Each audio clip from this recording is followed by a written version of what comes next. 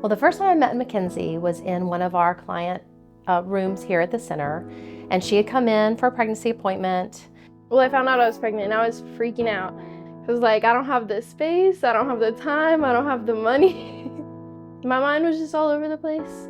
You know, I didn't know where to start. I didn't know what to do. Like, I didn't know that I had to go to the doctors every month. And I didn't know I didn't even know how to take care of a baby. I've never taken care of a baby, never changed a diaper before. Despite being scared, Mackenzie knew she wanted to keep her baby, especially after her ultrasound. I knew what I was gonna do. She, it made me happy just seeing her, that little being. And they gave me a blanket and some diapers and stuff, and I loved that so much because then it felt really real that I was pregnant. This little life would keep growing, and at the same time, something new was about to come alive with one question and a quick answer.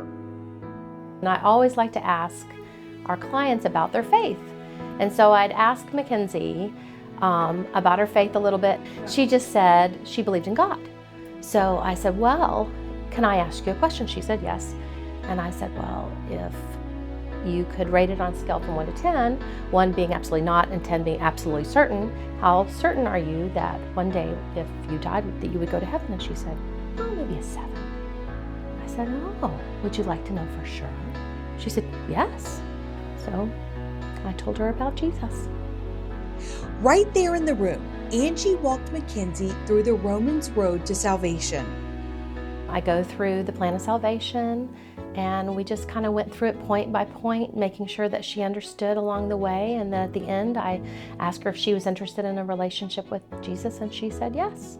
I had grown up in a church with my grandma, but I guess I had kind of drifted away from all that. I was so busy with school and working and going to college and so much.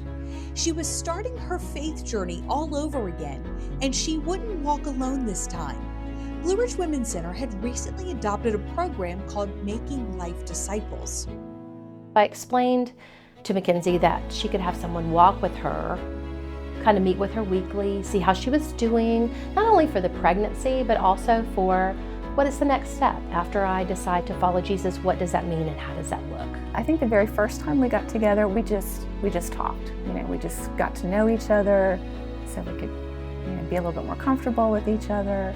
And then we started through a Bible study book that's designed for new believers, just to kind of go through some of those foundational steps and make sure there's no questions about just basic doctrine and beliefs and kind of what she had just done, so to speak. It was like a Bible study, just certain chapters of John, but even after that we just read parts of the Bible together and drank coffee, and it was really nice having somebody there with me and supporting me and going through that journey with me. It was great.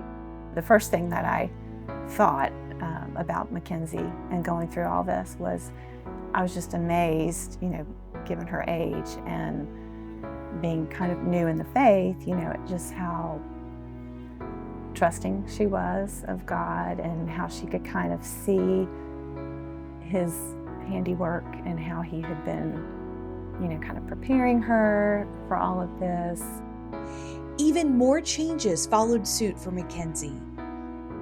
So we're married, and there are some good days, some bad days, but we just keep growing together, keep getting closer to God together, and we just have to be there for each other and for her. You look around the city and you see so many women and men that need help, and that's why this center is here. That's why we've moved to this area, to be right in the center of the Roanoke Valley, and to be able to have that vision to do whatever we can to help them. There's things that they need physically, their questions answered, their physical needs met, but the most important thing we can share, like I said before, is Jesus. He's the one who can meet all of the needs. That's something that we are very passionate about making sure happens here at the center. I'm a lot closer to Jesus now than I was. And like I said before, I had drifted away and, it was never really in my thoughts at all. But you know, like I said, go to church every Sunday and I read the Bible, and every day I'm getting closer and closer to him. And I'm gonna keep getting closer and closer to him for the rest of my life.